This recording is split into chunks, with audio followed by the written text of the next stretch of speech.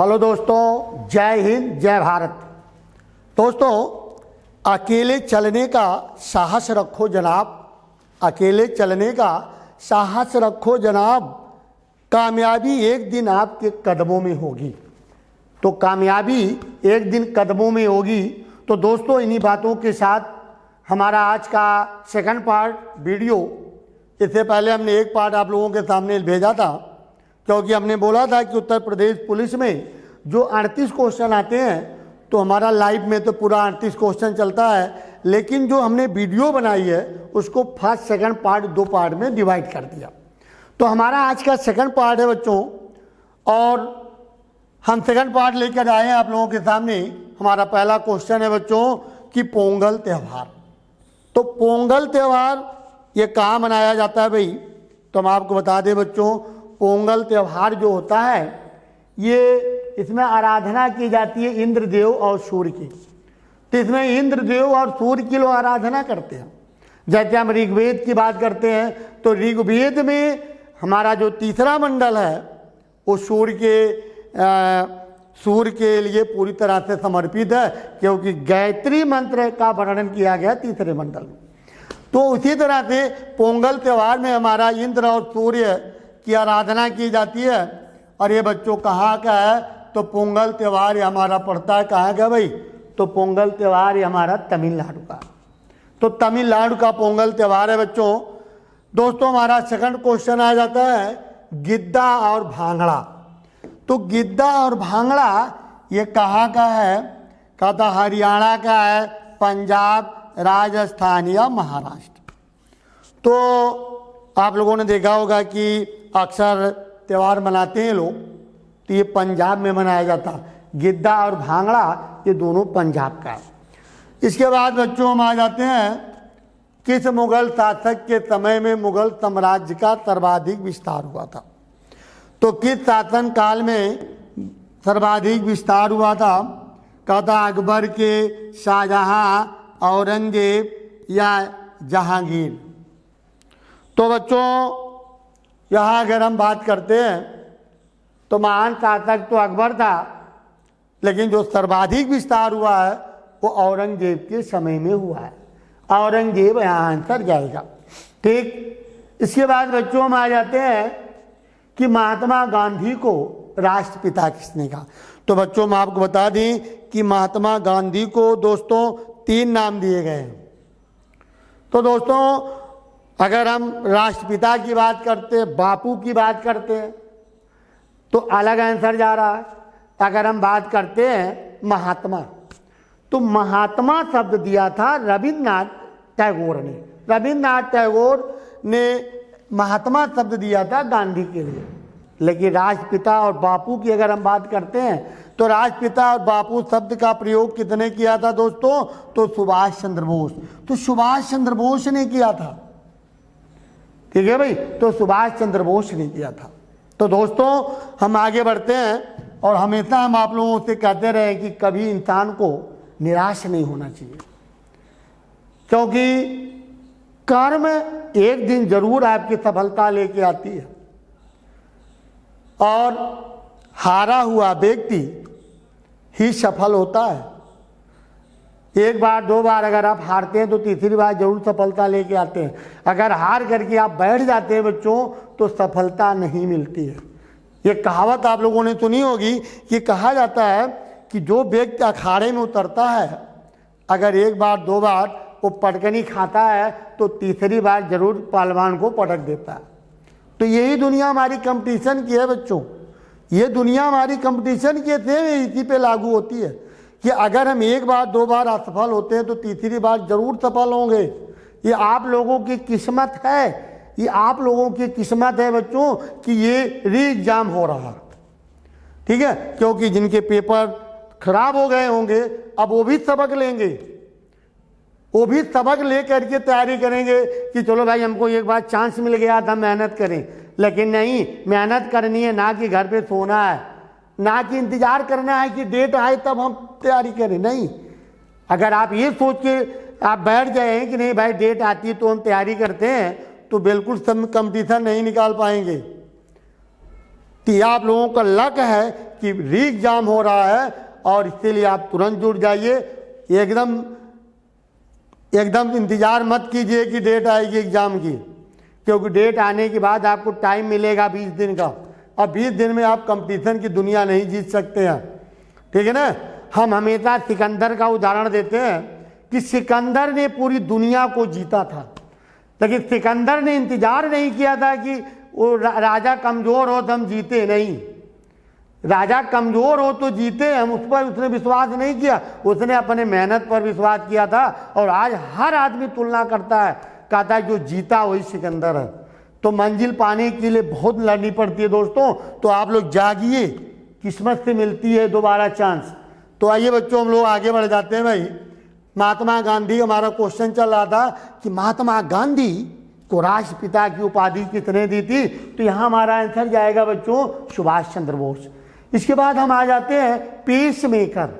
तो peace maker का संबंध किससे है बच्चों। तो यहाँ हमारा आ जाता है पीस मेकर का संबंध हृदय से आ जाता है, हृदय से आ जाता है। इसके बाद बच्चों में आ जाते हैं कार्बन का सबसे शुद्ध रूप क्या होता है भाई। तो कार्बन का सबसे शुद्ध रूप तांबा दिया है, हीरा दिया है और टंगस्टन है, या इनमें से कोई नहीं। तो भाई दोस्तों यहाँ हमारा आंसर क्या जा रहा, हीरा। हीरा सबसे शुद्ध रूप माना जाता है। इसके बाद हम आ जाते हैं कि किस धातु का प्रयोग मानव ने सर्वप्रथम किया था। तो किस धातु का मानव ने सर्वप्रथम प्रयोग किया था बच्चों। तो कहता हीरा है, चांदी है, तांबा है, या इनमें से कोई नहीं। तो बच्चों मैं आपको बता दी तांबे का प्रयोग सर्वप्रथम किया था इन लोगों ने। तांबा तब भी राजस्थान खेतड़ी से मिलता था, आज भी मिल रहा है राजस्थान खेतड़ी से, ठीक है। तो राजस्थान खेतड़ी थे। इसके बाद बच्चों हम आ जाते हैं दिल्ली।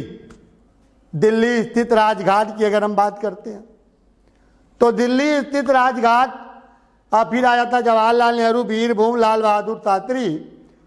तो गांधी जी का राजघाट हो गया, शांतिवन, शांतिवन हो गया जवाहरलाल नेहरू का, वीरभूम हो गया दोस्तों, वीरभूम इनका हो गया, और विजय घाट लाल बहादुर शास्त्री का, विजय घाट हो गया दोस्तों, और ये गांधी जी का है राजघाट। तो बिल्कुल। इसके बाद बच्चों हम आ जाते हैं दोस्तों, हमारा अगला क्वेश्चन आता प्रथम भारतीय अंतरिक्ष यात्री का नाम बताइए। तो अगर हम बात करते हैं कि अंतरिक्ष में जाने वाला प्रथम व्यक्ति कौन था, तो अंतरिक्ष में जाने वाला प्रथम व्यक्ति यूरी गागरिन, जो 1961 में गए थे, ये रूस के रहने वाले थे। लेकिन अगर हम भारत की बात करते हैं दोस्तों, तो राकेश शर्मा का नाम आता है, राकेश शर्मा का। क्योंकि राकेश शर्मा कब गए थे दोस्तों, तो इन्हें गए थे 1984 में, 1984 में राकेश शर्मा गए थे, ठीक है भाई। इसके बाद हम आ जाते हैं कि विजयनगर स्थित हजारा विट्ठल स्वामी का मंदिर। तो विजयनगर की स्थापना हरिहर और बुक्का नामक दो भाइयों ने 1336 में तुंगभद्रा नदी के तट पर की है। और ये जो क्वेश्चन हमारा आता है कि विट्ठल स्वामी मंदिर, तो विट्ठल स्वामी मंदिर किसने बनवाया है, कृष्णदेव राय। और कृष्णदेव राय के दरबार में अष्ट दिग्गज कवि रहते थे, और कृष्णदेव राय भी एक साहित्यकार थे। कृष्णदेव राय ने जामवंती कल्याणम और अमुक्त माल्यद नामक ग्रंथ लिखा, ठीक है दोस्तों। इसके बाद हम आ जाते हैं कि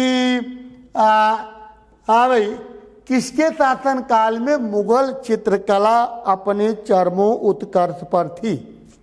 अगर हम स्थापत्य कला की बात करते हैं तो शाहजहां है, अगर हम चित्रकला की बात करते हैं तो दोस्तों जहांगीर है। क्योंकि जहांगीर कहता था कि मैं किसी भी पेंटिंग को देखकर ये बता सकता हूं कि किस चित्रकार ने पेंटिंग बनाई है, ठीक है। तो ये आंसर हमारा बच्चों जहांगीर जा रहा, बिल्कुल। इसके बाद हम आ जाते हैं हिजरी समौत। तो बच्चों मैं आपको बता दी, ये क्वेश्चन उत्तर प्रदेश पुलिस में कई साल पूछा गया है। हिजरी समौत किसने चलाई, तो हिजरी समौत ये चलाया है मोहम्मद साहब ने। जब ये 622 में मक्का से मदीना जा रहे थे, तो मक्का से मदीना जाने के उपलक्ष्य में इन्होंने हिजरी समूह चढ़ाया था, ठीक है। और इनका जन्म 570 मक्का में हुआ था और इनकी मृत्यु मदीना में हुई थी 632 में, ठीक है। तो यहाँ हमारा आंसर जाएगा 622 में मोहम्मद साहब ने हिजरी समूह चलाया था। इसके बाद बच्चों में आ जाते हैं मोहनजोदड़ो। तो मोहनजोदड़ो सिंधु प्रांत के सिंधु नदी के तट पर है। इसकी खोज 1922 में राखलदास बनर्जी ने किया था। इसे मृतकों का टीला या सिंधु का बाग कहा जाता है। यहाँ से जो स्नानागार पाए गए हैं उसमें कुल कितने स्तंभ पाए गए हैं बच्चों? तो 20 स्तंभ पाए गए हैं इसमें, 20 स्तंभ, ठीक है। इसके बाद बच्चों में आ जाते हैं कि ऋग्वेद का छठा मंडल। तो ऋग्वेद में मंत्रों उच्चारण से संबंधित जानकारी दी गई है। ऋग्वेद में 10 मंडल हैं। हर मंडल में किसी ना किसी के बारे में उल्लेख किया गया, क्योंकि हमने पिछले वीडियो में बताया था या अभी बताया था, इसी वीडियो में हमने अभी पीछे क्वेश्चन था, पहला क्वेश्चन पोंगल त्यौहार। तो पोंगल त्यौहार में सूर्य की लोग आराधना करते हैं, जो सूर्य तीसरा मंडल ऋग्वेद का उल्लेख करता है। उसी तरह से भारद्वाज ऋषि, तो भारद्वाज ऋषि का उल्लेख करता है छठा मंडल। 10वां मंडल वर्ण व्यवस्था का, 9वां मंडल सोम को समर्पित है। तो इसी तरह से कोई ना कोई मंडल का उल्लेख मिलता है।